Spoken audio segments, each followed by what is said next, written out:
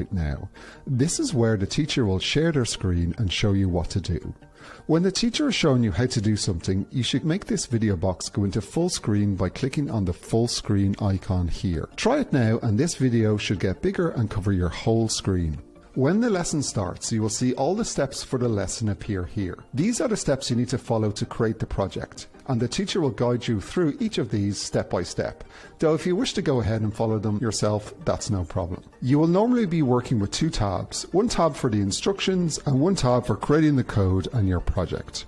When you have completed a step, come back to the Instructions tab and click on this green Done button. You get an award and learning points for each step you complete. Under the video box, you will see what step the teacher is currently on. Under that, you will see the chat feed. The chat feed shows you how everyone is doing, and you can put your own entries into it by clicking on the blue chat button and entering your question or message. Or you can give a quick thumbs up or down, or even put in emojis by using the green react button. After the teacher has shown you how to do a step, click on the exit full screen button to make the video go back small. Try it now.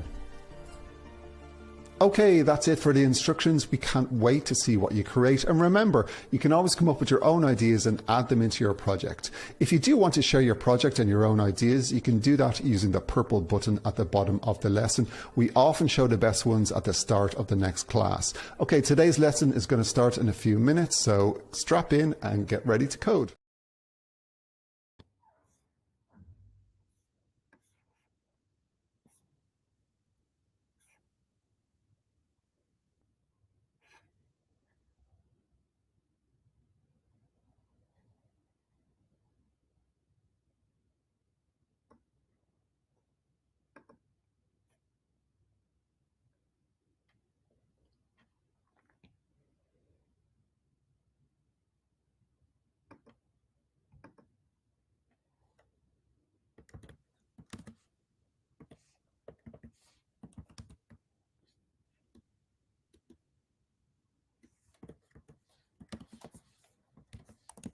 Hey everyone, we'll be starting the live lesson shortly, but before we do, let's go over a few instructions on how live lessons work and how you can join in.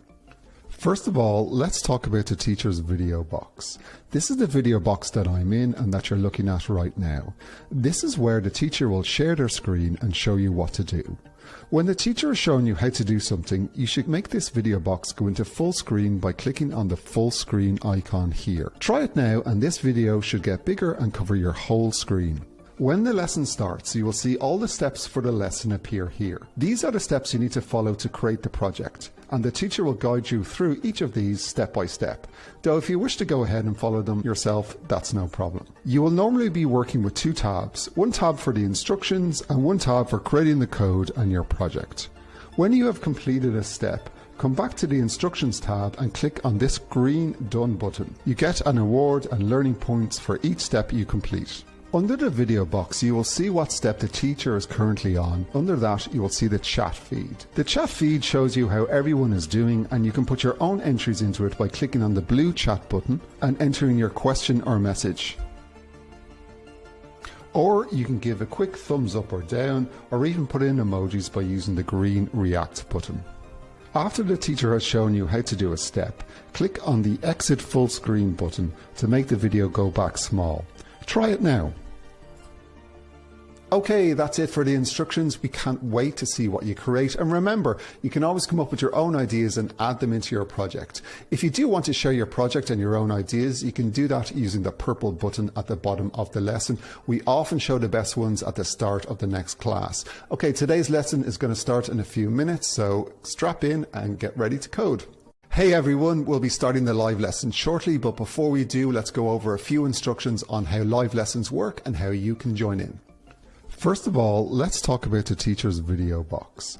This is the video box that I'm in and that you're looking at right now. This is where the teacher will share their screen and show you what to do.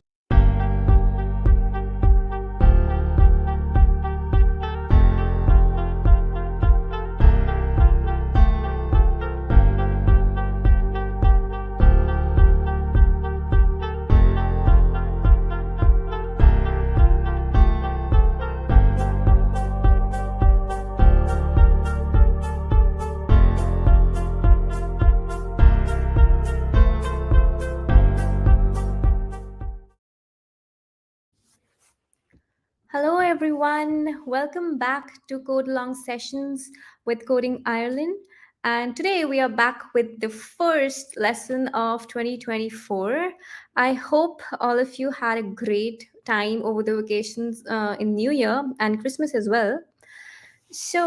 And I also hope that all of you are ready to bounce back with our coding adventures. So, let me show you all what we're going to make today. We have five people with us as of now, and let's wait for all of them to join us. Meanwhile, I'm going to show you the game that we're going to create today. So just have a look at it and try to understand what is going on. Or for all of you who's present over here, just try and guess what's happening and let me know in the comment section what you think the game is all about. So, just to remind all of you, you can chat with me in the chat section over here. You can also react by giving me a thumbs up or a thumbs down whenever you feel something is going great or something is not going so great. All right. And yeah, so let me just show you once again what the game is all about. So, we had different balls over here, red, green, and blue, and a chain reaction is happening. So, whenever a red ball is touching a green ball, it converts it into the red color. Try and watch it carefully. Whenever a red ball touches a green ball, or I think it's the blue ball, I'll have to be sure. So, yes, so the red dots are infecting the green dots, the green dots are infecting the blue ones, and the blue dots are infecting the red ones. So the color that all the balls change to at the end, that means the winning color is actually the one which emerges at the end. So the game shall stop when all the balls turn into one color, and that is what we're going to make today. I hope you're all excited. It's a really cool game. So let me just refresh my screen once again, and we are going to start today's game. Okay, guys. So first of all, I want all of you to create a new Scratch project by clicking the link given below in step number 1 and click on Create, and that will give you the Scratch window. That's all that we have in step number 1. All right, guys. The next thing that we're going to do is we are going to create our own ball. All right. So we are not using any of the Scratch's original uh, sprites that we have over here. We are not going to use this ball. We're just going to get creative and use our own ball. So delete this cat sprite and click on the cat plus button, and we are going to paint our own ball. So just click on the circle over here, remove the option to outline, and let's choose a color from the color bar. So just choose a shade of red that you guys like. So I'm just going to go ahead and choose this one. And after you choose the circle on the left palette, just create a circle like that. Now, guys, when you make a circle, you'll notice that you're not able to get a perfect circle. So just press your shift key and you'll notice that you get a perfect shaped circle. And that's done. Okay. Now, the next thing that we're going to do is to name our costume as red and name the sprite as ball. So all we did was we created our own sprite, we made a red circle, We named the costume as red, and we named the sprite as ball. So when we go over there, you can see that we have a red ball. And please change the size to something which looks little like a ball and not like a big sun. I think 20 looks fine. So you can change the size to 20 or 15 maybe, but yeah, I think 20 suits correct for now. So that's it. So we are done with step 2. We created the red dot sprite and we got a golf ball. It's funny, we created a ball and we got a ball. All right, guys. If you have any doubts up till now, please let me know in the comment section. Cool. So the next thing that we're going to do is we're going to create the green and blue costumes. So it's really simple. All you have to do is right click, duplicate, and then choose a color of any shade green that you like. So I'm just going to go a little darker on the green shade. Okay. And choose the fill bucket and just fill it on the red circle and name the costume as green. Again, duplicate this and now you have to choose a blue shade. Again, guys, feel free to choose the shades that you guys like. And again, just fill the bucket with blue. Renaming it. And that's it. So we are done with the green and blue costumes. So we get a chestnut. So far, so good. We are done with 3 steps, guys. If any of you are left behind and you're not able to keep up with my speed, you can also scroll back anytime back in the video, in the YouTube video over here, guys. You can see we have a video section over here. You can actually scroll back over here and you can see whatever we've covered so far. All right. And if you have any doubts, again, you guys can let me know in the chat section below. So I see that we have 6 people, we have 7 people with us as of now. Adnya has just joined us. Welcome, Adnya. Please scroll back to the video and see the 3 steps that we've done so far so that you can catch up with us. Again, guys, we are making a game called red versus green versus blue, where the dots will just collide with each other and change colors. All right, so now we are on to step 4. So guys, now we need to create 100 different balls of these 3 costumes. Okay, the first thing that we're going to do is we are going to create a count variable. Okay, so that we can count these balls, we are going to create a count variable. So when the green flag is clicked, we're going to create our variable.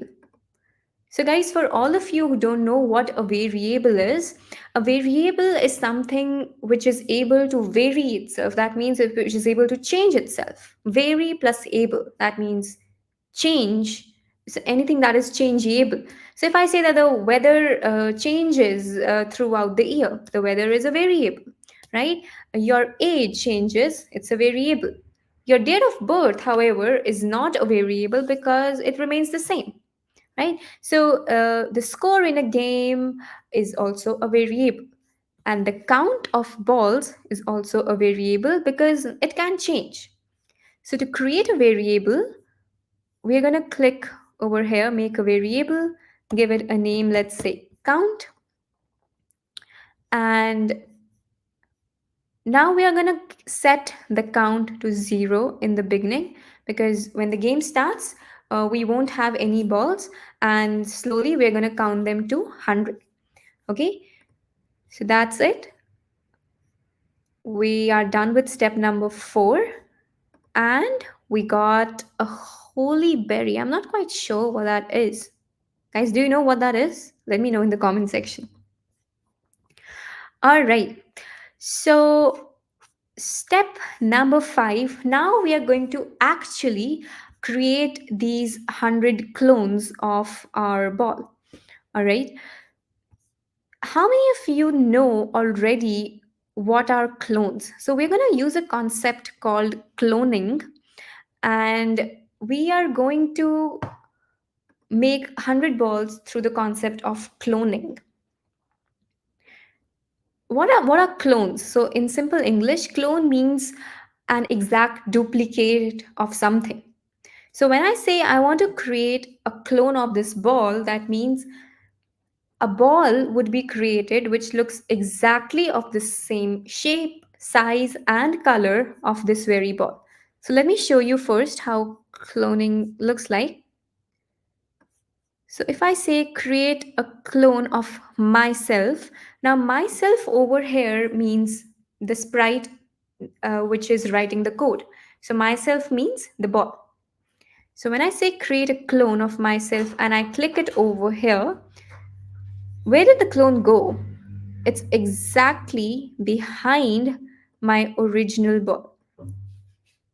Guys, notice again, when I create a clone, it is created just behind the original one. That means it's of the exact same shape, size, and even the location. That is why it is right behind it. Okay, so when I create a clone, it's just right behind it. Now, if I want my clone to go somewhere else or move around or change its color, then I have to write all that code in the block called when I start as a clone.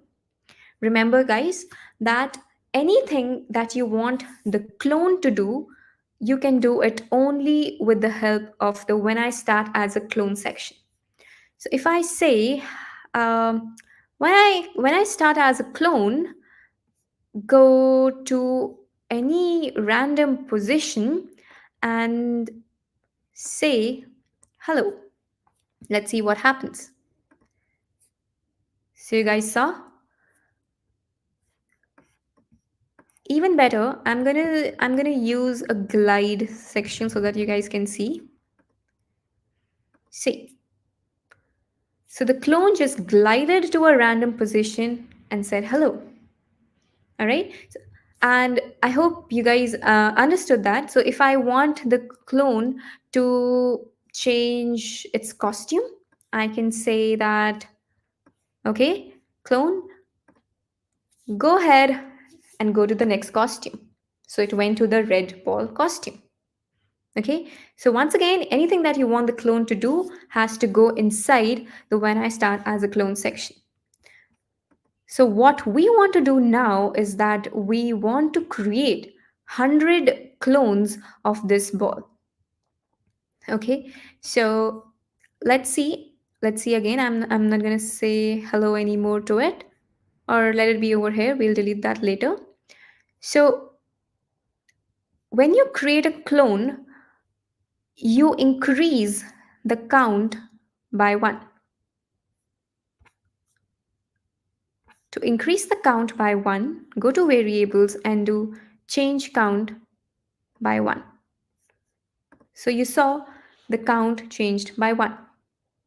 Okay. Guys, you don't have to write all of this section. This is just to explain you. Okay. This is just to explain you so that you guys understand what is cloning. Now, if I want to create another clone, what shall I do? I can do a duplicate and I can say, hey, create a clone of myself again and change the count by 1. So now you see the variable count is changing by 1 each time and we have 2 clones. Now I want 100 clones, so I can't keep on writing this sentence, this section of code 100 times, right? I need to have a loop. And for that, we use the repeat until loop. Guys, remember, I cannot I cannot use the forever loop over here. Why? Because if I use the forever loop, I'm gonna keep on having unlimited clones, as you can see over here, which is wrong. So I need to create 100 clones and then be done with it. So what I'm gonna do is I'm gonna say, hey, repeat this section. That means create the creation of clones and changing the count till I get 100 clones. Okay, and for that, we're going to put a condition inside over here, which is drag your count variable and say, I'm going to say repeat the creation of clones until my count is more than 99. More than 99 means as soon as my clones are more than 100. So, guys, remember, I'm not writing count more than 100 because we are starting the counting from 0. So, from 0 to 99, it means 100. So, if I had started my count from 1, I would have put 100 over here. Okay. So, you can say that when repeat this until your count is more than 99. Now, you guys can see that as soon as this count becomes 100, the creation stops. I'm gonna remove this part. Yep. Okay. I hope nobody has a doubt till here. I'm just gonna check the comment section if you're all good till now.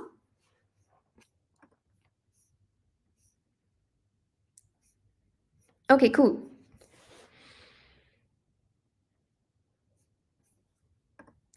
Okay, guys, one other thing that you guys can do is you can also use the equal to section and say repeat until the count is equal to 100.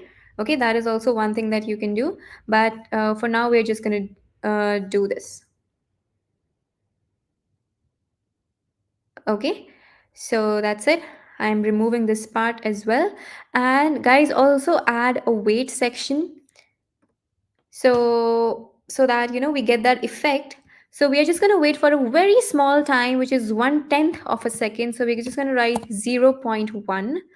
And now you guys can see that we have 100 clones, but you cannot see them because I've removed them to go to different places. So they're just all behind this book. Okay. So just so that you remember that the clones are created behind the actual one. All right, guys. Now what we're going to do is we're going to hide the actual one because we're just going to play with the clones. So what we're going to do is we're going to hide this one and show the clones, but that I'm going to do in the next step. So just mark this step as done and we get a racket.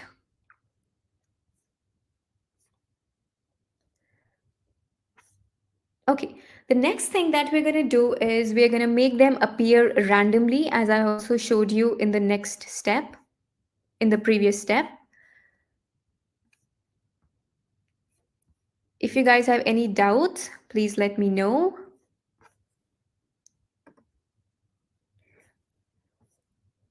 Okay, so what we're going to do is we're going to make the clone go to a random position at a random costume and then appear on the screen.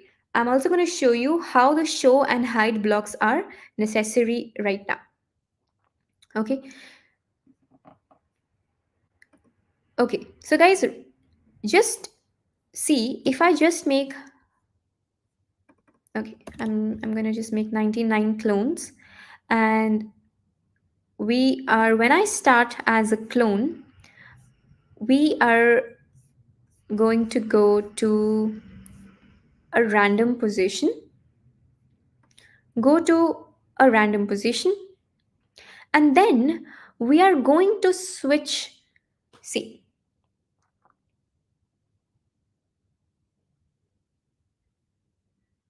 okay, we are also going to switch its costume to a random color.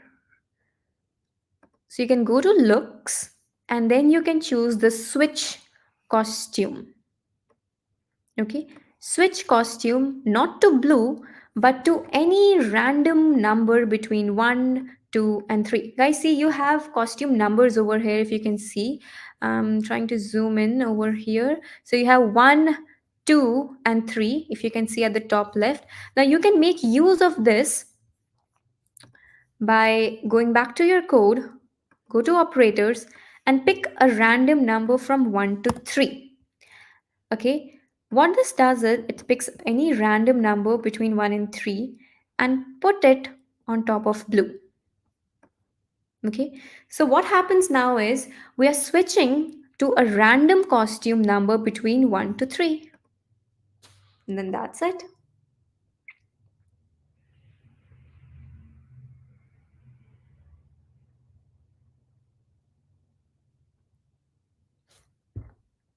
Okay, guys.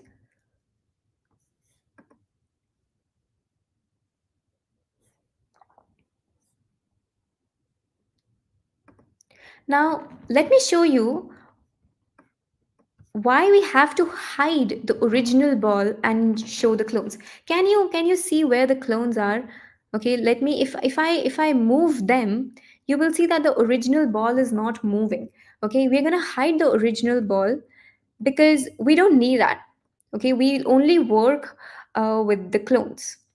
So for just for the explanation purpose, let me just make 5 clones.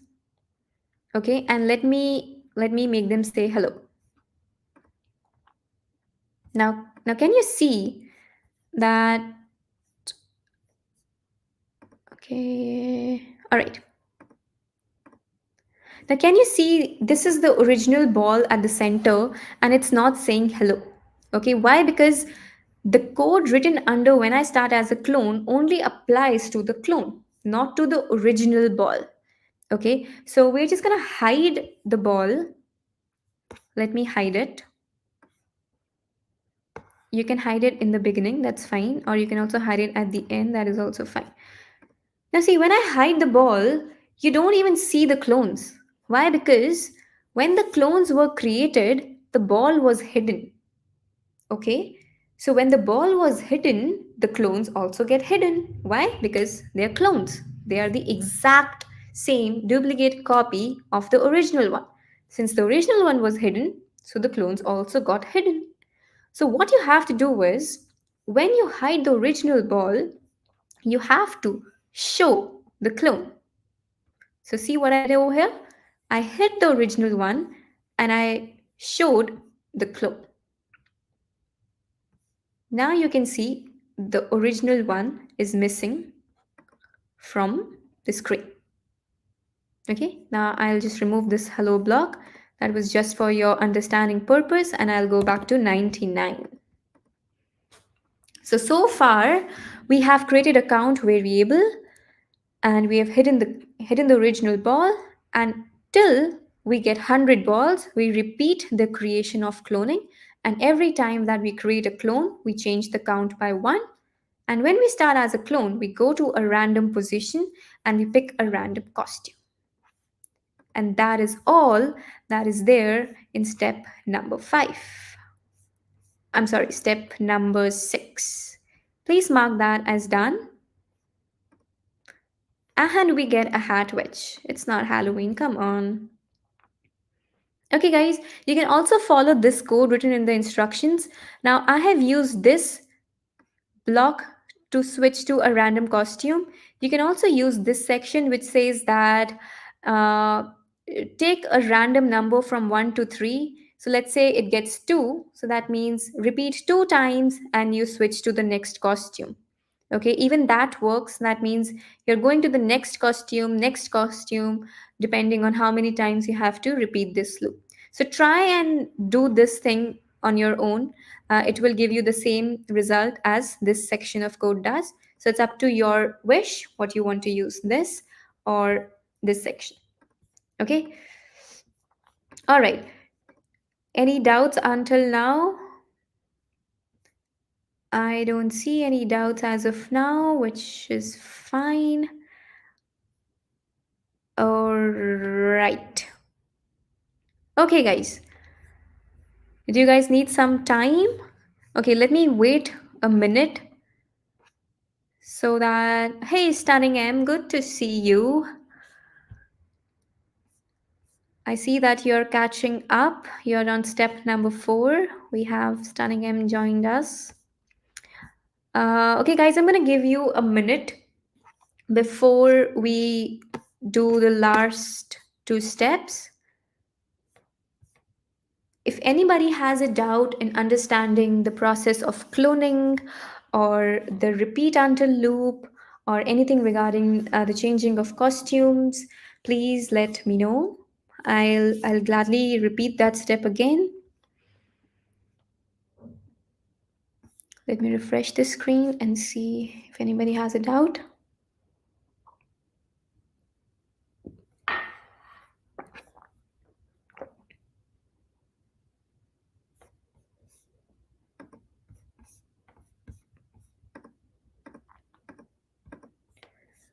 Somehow when I refresh the screen, yeah, it's back again.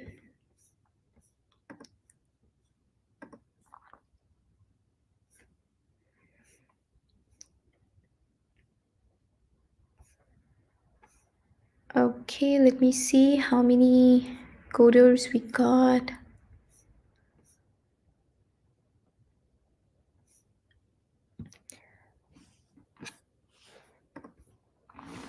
Okay, let's move to the next section. I see nobody has any doubts.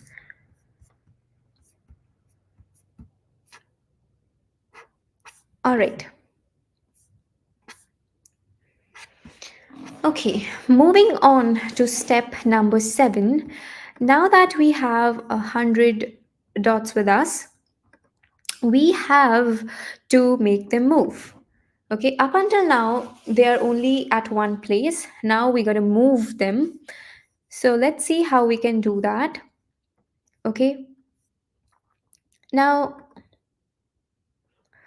we're going to move them forever using the forever block. Now, see what happens if you just simply move them with 3 steps. Okay, let's see what happens. So, you see, all of them are just moving in one direction. They're getting created, going to random positions, and they're just moving and just, getting stuck on the right side. Why is this happening? Can anybody in the comment section tell me why did this happen? Come on, I'll give a huge shout out to someone who tells me why this happens. Anybody? Okay, I hope when you get to this part of the video, you think the answer in your minds and imagine that I gave you a shout out if you were able to guess the answer. Okay, the reason is that the direction, whenever we say move, the move will always move the sprite in the direction mentioned in the direction block. Now the direction is pointing towards the right. That's why the balls are moving towards the right side. If I point my balls towards the downward direction, you're going to see that all of them start moving down. So the motive of the game is to move them randomly. All right? And to do that, we want that each ball should move in any random direction along this circle. Okay, so you can see that this currently, all right, see, this is the direction angle 0. To move here, you can see the direction angle is changing. It started from 0 and it's going all the way to 180. And don't worry about the negative thing. If you don't go negative, this actually means all the way to 180, 190, 210, and all the way to 360. So basically, one full circle is 360, half is 180, and if you actually go the full circle, it's 360. So, guys, that's simple mathematics over there. So, what we have to do is we have to make the ball point in any random direction between 0 to 360. I'm sorry, 359 actually, because we start from 0. So, it's 359. Okay, so that's what we are going to do. Okay, let's see what happens now. So again, we're going to take out the operator section, pick random from 0 to 359. Okay, and I'm going to say point in direction, go to motion. First, point in direction, this. So what we have done is we make the clone point in any random direction and then we start moving it. Now you can see that the clones are randomly moving in any direction. But one thing is still missing, and that is that when the balls touch the edge, okay, they just go stick to the edge. They don't bounce back and come back to the screen. All right. To get rid of this, we have something called if on edge bounce. Okay, now we have four edges on the stage, as you can see, which are along the edges. This is 1, 2, 3, and 4. Whenever the sprite will touch any of the edge, it will just bounce back and come back to the screen. Okay, so it's like an if block which is given to us by Scratch. So just put it inside the forever block and say that move the ball 3 steps, and if the ball is touching the edge, it will just bounce back. See. Now, whenever they are touching any edge, they just bounce back. You can also hide the count variable. We don't really want it to appear on the screen now that you guys know the concept. If you want to make the ball go slower, you can experiment with the number of steps and move. You can also make it 1 if you want. Oh, that went really fast. Okay, so I'm just going to go with 3. And with that, we have done step number 7. And we got a water rise. Reminds me, one time I went on a trip to Venice. I'm not sure how many of you have gone over there. And the water level actually rose because of bad weather, and my boat was just sailing on top of it, and it was so scary. This prize just reminded me of that incident. Okay, so now we have done step number 7. If we have any doubts, let's see the comment section ones. Do we have anything? No. Let me just refresh the screen once again.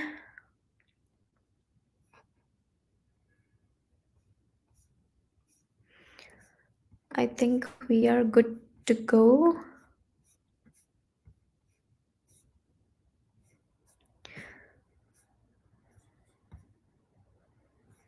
All right.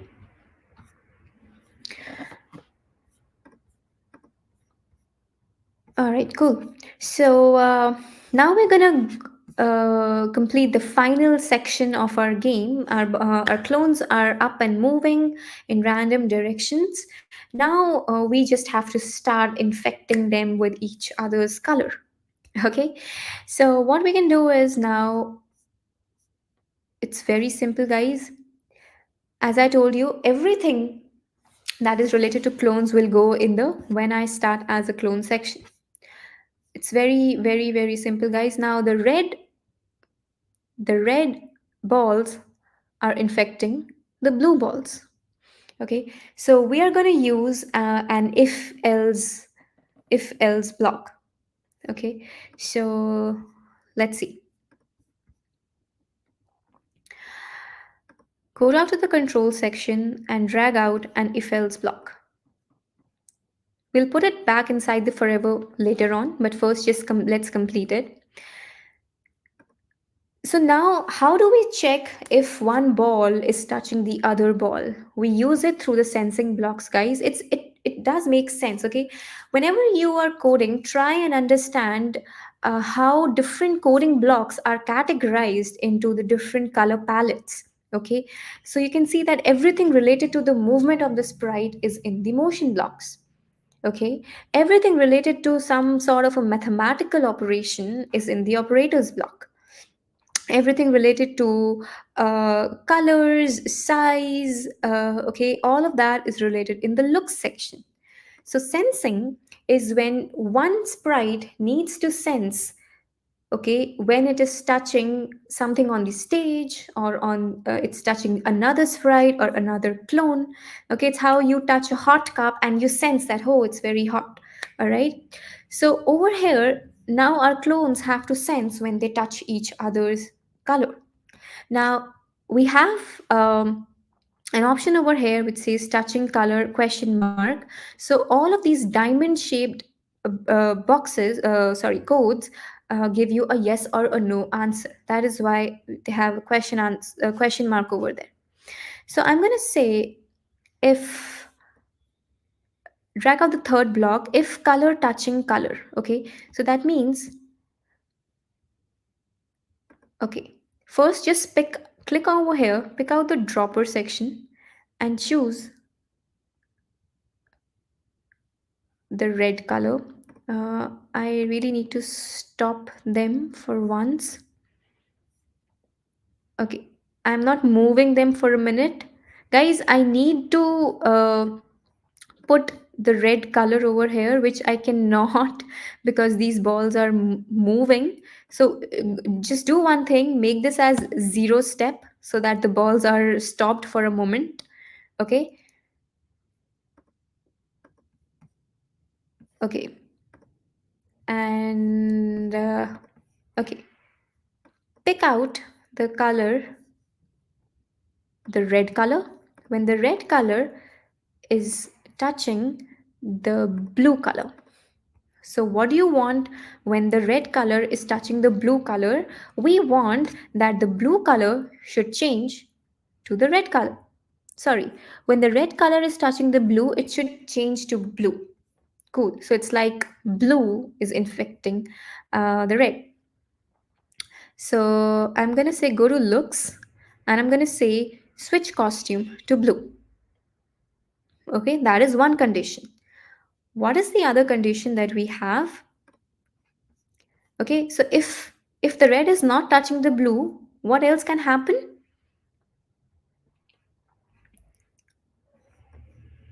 We again have, see guys, uh, don't get confused by the if else thing. So we have three conditions. If red is touching blue, if blue is touching green, if green is touching red, right? We have three conditions are, wait, okay, so we have three conditions. If red is touching green, if green is touching blue, if blue is touching red. Okay, you actually can just feel free and make your own color combinations. So we have three if conditions, so we need to have three ifs on this the coding area. Okay, so one thing that you can do is you can just drag out three if blocks. If this happens, if this happens, if this happens, then just do this and this. Okay, but then they become independent of each other. Okay, so we are just gonna use an else over here. What happens if red is touching blue, then switch to blue. Else, that means red is not touching blue. Else, if now we want to check if which color, if green is touching red. Okay, now if green is touching red, then what happens? Okay, and then what happens, we switch to red. Okay, duplicate and then we switch to red. Else, again an if. Okay, so remember we have three conditions, so we need three ifs. If red is touching blue, switch to blue. Else, if green is touching red, then switch to red. Else, if Okay, now we have the last condition which says if blue is touching green. Okay, now if blue ball is touching the green ball, then you need to change the costume to green.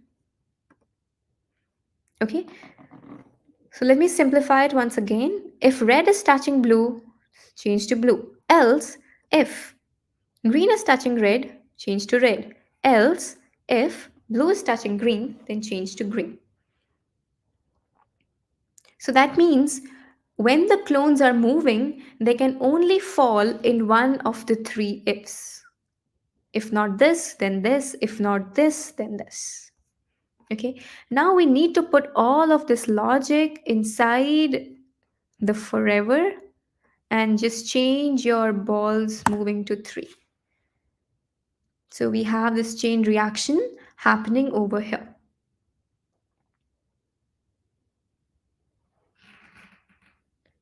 And finally, we see that the red color has emerged victorious. Every time that this happens, a new color will emerge victorious because it's really random. It depends on what direction they're moving, and it's just random. Let's see which color wins this time. I think green. Oh, this time it's green. Okay, that's it. So you can test your code. So, guys, we say that the if then blocks are nested inside each other. Now, why do we use this term that this is a nested if and else? Why? Because what is a nest? Nest is a house, right? A house for birds. So, you can see that this if and else is going inside this else. So, it's like this else is a home for this if and else. Okay, then again this if is nested inside this else. So it's kind of a ladder, and you can see it's indented. It's not under one line. Okay, and that's it. We are done with this game, and we get an axe. So now, what what other ideas do you think you can do to make this game even more interesting? I think first of all, we can change the size to 15 rather than 20 because this looks a little better. Now, I have some suggestions over here. You guys can make sounds when balls touch each other, but that's gonna make a lot of sounds because they're just, randomly, they're moving so fast. You guys can also change the costumes from balls to any other thing like aliens and humans or some animals, right? So it will be those characters moving. Okay, and you can also stop the game when any color is dominant. And for example, now we see that red has emerged victorious. So you can try and use the stop block over here. You can try and find out that how will you know that all the balls have been changed to one particular color, and then you can stop the game, and then you can just display the message which color is victorious. Actually, to do that, you need to create another variable which will keep track of how many balls are converted to red. So let's say you can say red count, blue count, and green count. And every time a ball touches to blue, over here you can change the blue count by one, and so on for the red and green ones. And as soon as you get any one color counter to 100, that means all those 100 balls have been converted. That time you can just stop the game, right? Let me know if you guys have any other suggestions to make the game even better. You guys can always add backdrops actually. And let me know in the comment section, even if you finish the game later than me, you can always share your project over here in chat. You can just, guys, once you're done with your project, please name it to something. I'm just gonna say red, green, blue collision. Okay, you can just call it anything and click on share button. So when you click on share, just copy link, and share it with me in either the chat section, or you can click on share your project and then just click on submit your project. Give the name of your project. You can say red versus blue versus green, or whatever the name is your project. Paste the link over here. You can tell a little bit of a description over here, and then just click on share the project. Okay, guys. So the next time that we meet, I'm gonna view your projects. Okay, we'll see who did what, and that's it. Okay. All right. So I'm gonna see all of you the next time. That was it for today. Do let me know in the comment section if you have any doubts, and I'm gonna address it to them the next time. Goodbye, guys. Have a great evening, and I'm going to see you next week with a new coding game. Goodbye.